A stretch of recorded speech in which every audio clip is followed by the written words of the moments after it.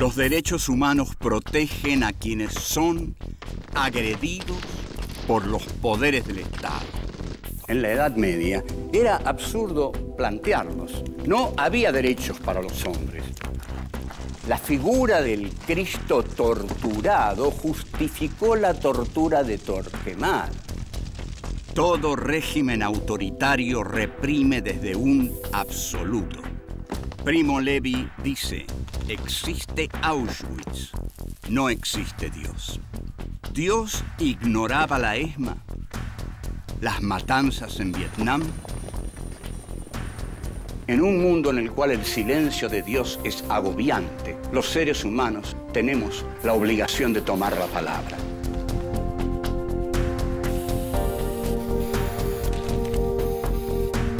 Filosofía aquí y ahora 5. Filosofía y derechos humanos. Encuentro 4. Colonialismo y violencia. 1. La pesada carga del hombre blanco. 2. Sangre y lodo. 3.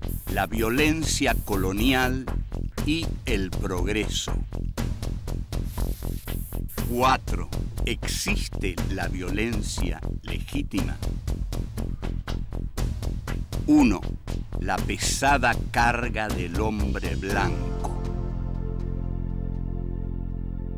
Este es nuestro encuentro 4, colonialismo y violencia. Bueno,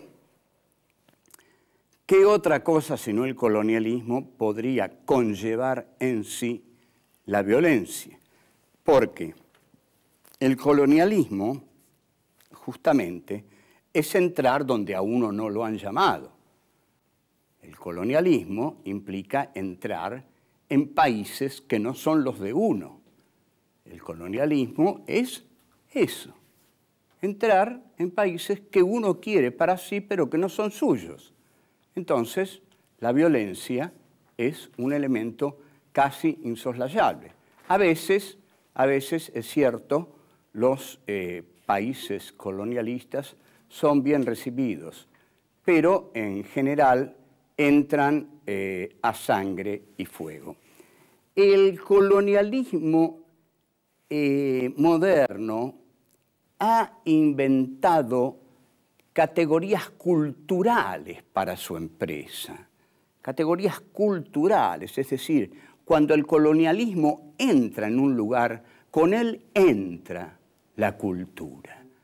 Y uno de los grandes teóricos, o el más grande teórico del colonialismo, que fue Rudyard Kipling, llamó a esta tarea la pesada carga del hombre blanco, que tiene así algo mítico, ¿no?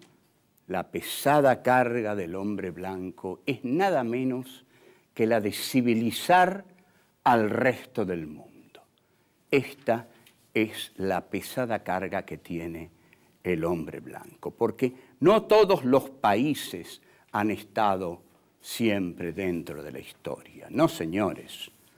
No, señores. Los que han estado siempre dentro de la historia son los países occidentales. Esos países son los países del hombre blanco. Esos países son los países de la civilización. Lo que quiere decir civilización, con rigor, quiere decir blanco, quiere decir culto, quiere decir historia, quiere decir estar dentro de la historia. Y lo que está fuera de la historia, lo que no pertenece a ella, es la barbarie. Los países que están fuera de la historia, los que todavía no han sido colonizados por los países civilizados, son los países bárbaros. Entonces, el hombre civilizado tiene derecho a matar a un bárbaro porque el hombre bárbaro no es un hombre. No se es así nomás un hombre. Hay que hacerse un hombre. Un hombre no es una cosa de todos los días. Un hombre es lo que dice Rudyard Kipling en su célebre poema If. Sí, el condicional sí, que dice en una de sus partes, si sabes confiar en ti mismo cuando todos dudan de ti, pero te haces también cargo de sus dudas. Si te sabes encontrar con el éxito y el fracaso y tratar a esos dos impostores por igual. Si sabes seguir cuando no queda nada en ti, excepto la voluntad que te dice, avanza. Si sabes llenar el inexorable minuto con el poderoso valor de 60 segundos. Tuya es la tierra y todas las cosas que hay en ella. Y lo que es más, será su nombre, hijo mío. Este es el poema del hombre imperialista. Uno se siente algo cuando lo lee y también se siente una basura, porque sabe que es muy difícil llegar a ser un hombre así. Este poema le hubiera gustado mucho a Friedrich Nietzsche y es un gran poema, tiene otras partes que dicen, si eres capaz de jugártelo todo en una sola mano, a cara o cruz, y perder y empezar de nuevo, como si nada. Bien, este tipo de hombre que describe Kipling es un hombre muy especial. Es el hombre diseñado por la cultura, es el hombre diseñado por el poder, es el hombre que lleva la pesada carga de conquistar toda la tierra y hacer de toda la tierra un solo imperio, el imperio de la civilización. Seguimos.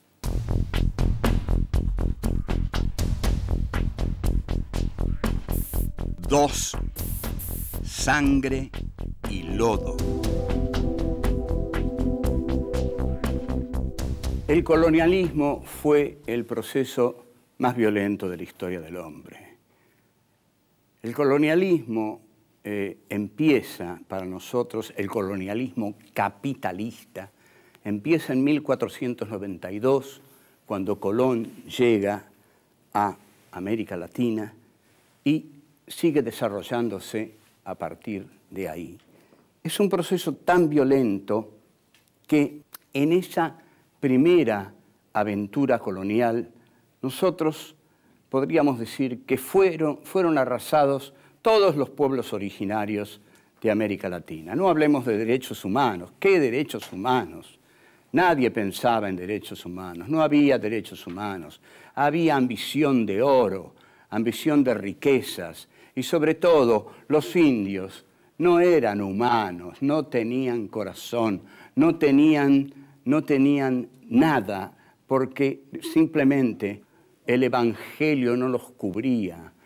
La cruz no los evangelizaba, no les daba un alma, no tenían alma. Entonces se los barría como a basura.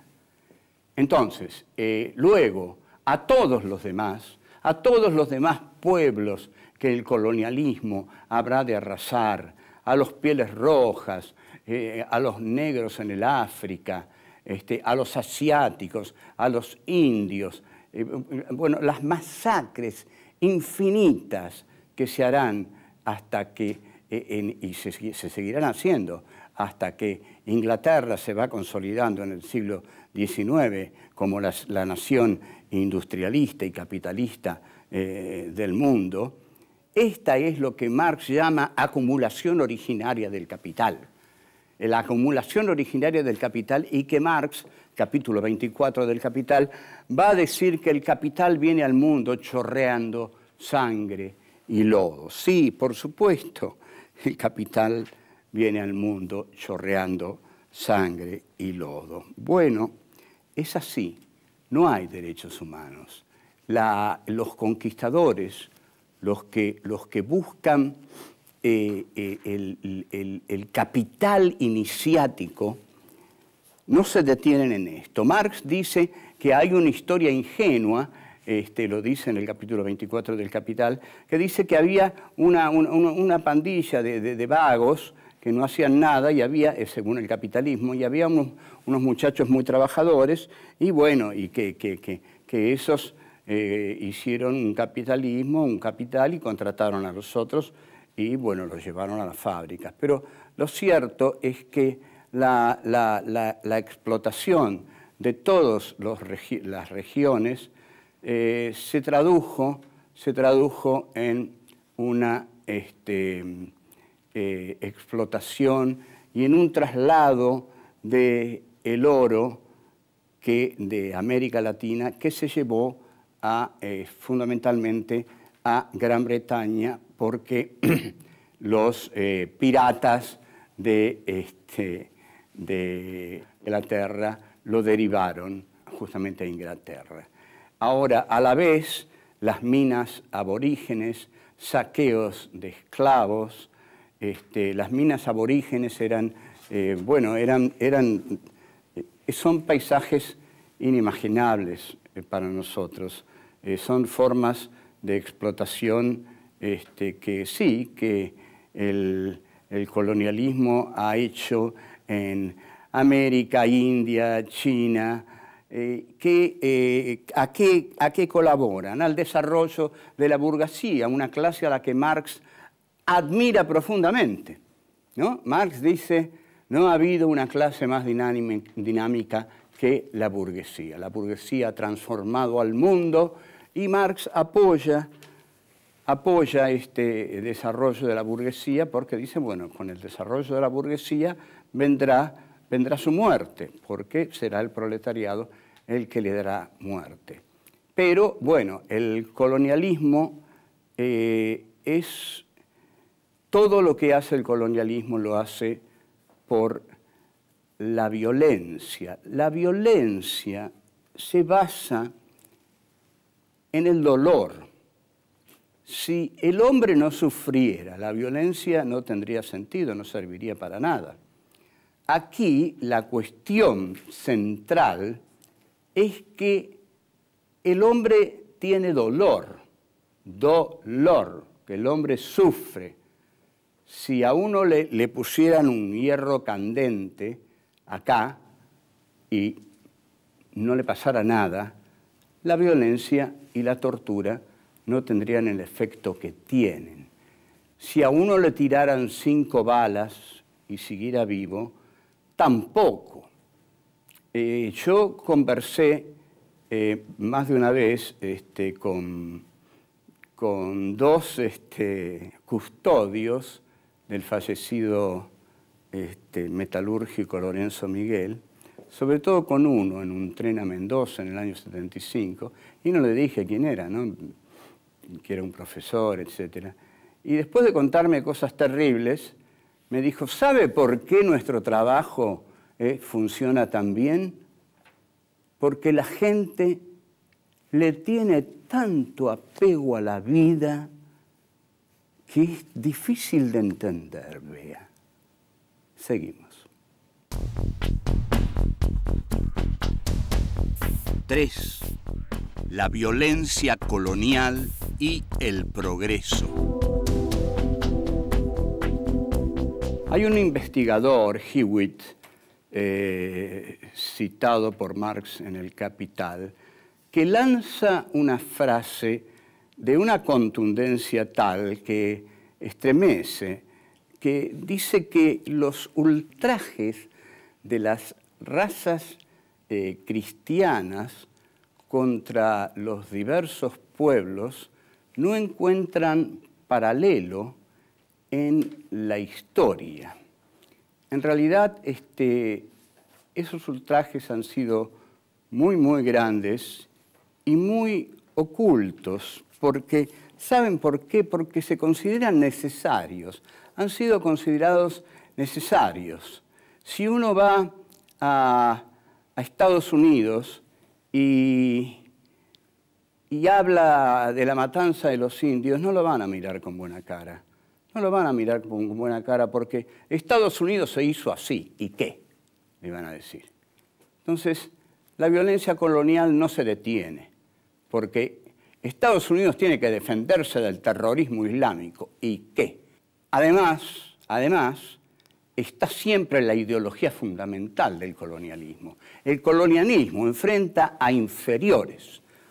Le va a decir el racista. Usted no olvide eso. Nosotros enfrentamos a seres inferiores, no enfrentamos a iguales. Y cuando entramos en un país, entramos para enseñarle a ese país lo que ese país debe aprender. Y si nosotros no entramos, no lo va a aprender.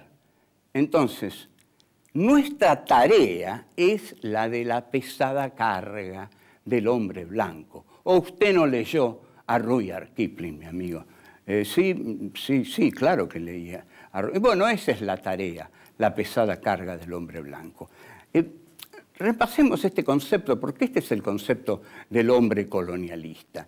La pesada carga del hombre blanco, nada menos, es la de educar a todos los pueblos del planeta, es la de entrar aún a sangre y fuego en pueblos que, muertos o no, a pesar de los muertos, las violaciones y las devastaciones, tienen que terminar agradeciendo al invasor lo que el invasor finalmente va a traer. Entonces, ¿a qué quejarse? ¿A qué quejarse de la tarea que hace el que lleva la civilización, la modernidad, la cultura, que es la cultura, por supuesto, del país colonizador? Si van a aprender a hablar en inglés, chicos, no se dan cuenta. Entonces, ¿qué es lo que lleva el colonialismo? Lleva una filosofía de la superación. Ustedes van a superarse. Hay una superación espiritual, una superación cultural, entran en la línea del progreso, entran en el tren de la historia. ¿Qué más quieren que les traigamos? Y van a aprender a hablar en inglés. Buena. Bueno, y así aparece la figura del cipayo. El cipayo es el que adhiere a la dominación del británico. El cipayo ustedes los conocen, si además han hecho películas totalmente ofensivas contra los pueblos que han conquistado, pero muy divertidas. ¿Quién no vio Gunga Din, por ejemplo? Y si no vio Gunga Din, vio La fiesta inolvidable y lo vio a Peter Sellers. ¿Quién no vio a Peter Sellers tocando la trompeta? ¿Quién no vio a Peter Sellers tratando de atarse la sandalia y apoya el pie sobre la bomba? Estalla el fuerte y el director queda con la mano en alto mientras estalla el fuerte. Es decir, a lo largo del tiempo, los mismos colonialistas se burlan del colonialismo y de los colonizados y de todo eso, pero la rebelión y la sangre siempre están esperando. Volvemos.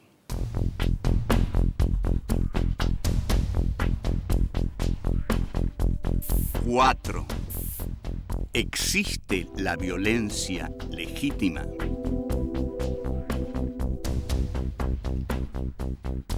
La pregunta acerca de si hay una violencia legítima pareciera absurda, porque preguntar si hay una violencia legítima en un mundo en el que se mata a cada segundo es como preguntarse si hay arena en el desierto. ¿Hay una violencia legítima? Y sí, no sé si esa violencia es legítima. Lo que sé es que hay una violencia fáctica, brutal, constante, que no para nunca y en la cual muchas cosas deben fundarse para que sea así, para que el mundo esté basado en esa violencia. Esa violencia es de todo tipo, es individual, es social, es política. Ahora, la única que podríamos encontrar nosotros, que estamos deliberadamente contra la violencia, que damos este curso sobre los derechos humanos, porque queremos que no se mate ni a los hombres, ni a las mujeres, ni a los niños, porque estamos con la Declaración de los Derechos humanos, porque creemos que la historia no tendrá ningún sentido moral ni avanzará legítimamente hacia ninguna parte mientras se justifique la violencia. Sin embargo, estamos azorados ante este avance de la historia con la violencia. Entonces, ¿qué podemos decir? La violencia es legítima, podríamos decir, cuando un pueblo sometido se levanta contra otro. Bueno, la violencia de nuestros próceres de Mayo, la violencia del pueblo argelino, la violencia de los vietnamitas y la violencia de hoy en Irak. Es una violencia legítima porque la violencia del colonialismo de Estados Unidos vuelve legítima la violencia de los guerrilleros iraquíes. No los estaban esperando ni querían que fueran ahí. ¿Qué hacen ahí? Si se van, esa gente no va a matar a nadie. Están matando porque los norteamericanos han ido ahí. Entonces, ellos son los que están despertando la violencia. Ahora, también la violencia está en la desigualdad del capitalismo. Ojo, ya no hay comunismo, pero el capitalismo, la esencial, profunda, abismal desigualdad del capitalismo es violencia, es expulsión de la sociedad civil, es marginación, es arrojo a la desesperación. Entonces, el imperio, ¿qué hace? Los países opulentos, las ciudades opulentas, ¿qué hacen? Levantan muros, levantan muros. ¿Hasta cuándo van a levantar muros? Necesitamos un sistema económico que integre. Basta de este sistema económico que es imposible, que no integra a nadie, porque es un sistema económico basado en la especulación del dinero y no en la productividad de la burguesía del verdadero capitalismo smithiano del siglo XIX. El colonialismo es lo más despiadado que hay, porque el territorio que invade, el colonialista considera que está poblado de inferiores, entonces los mata a todos. Pero hoy, los de las ciudades y los países opulentos consideran que los inmigrantes que vienen a pedir trabajo, comida, abrigo, calor, a los países poderosos, también son inferiores. También porque pertenecen a países inferiores, pertenecen a geografías inferiores, porque el mundo cada vez más se estrecha y este mundo cada vez se estrecha más. Este mundo cada vez es de menos, cada vez es de menos gente y cada vez tiene más marginados. Entre tanto, y hablando del colonialismo, nuestro país padece una situación de injuria colonialista. Las Islas Malvinas, llamadas por el colonialismo las Falklands. Las Malvinas. Esas islas son una injuria para nosotros y para el sistema jurídico internacional. Tomadas en tiempo de rosas ilegalmente, son ilegalmente mantenidas. Fueron ganadas de nuevo en una guerra contra una junta criminal detestada ante todo por los argentinos, o por muchísimos de ellos. Esa guerra irresponsable que llevó adelante esa junta mató a muchísimos jóvenes argentinos. Pero nosotros, todos, queremos que la batalla sea una batalla judicial, valiente y osada, porque lo judicial también puede ser valiente y osado. Y en esa tarea vamos a seguir. Nosotros queremos tener esas islas porque nos pertenecen y queremos tener lo que nos pertenece, porque no queremos tener un territorio amputado, no queremos tener nada amputado. Queremos ser un país entero, caramba. Si lo somos, ¿por qué nos van a quitar algo que es nuestro? Lo que es nuestro es nuestro. No pedimos nada que no lo sea.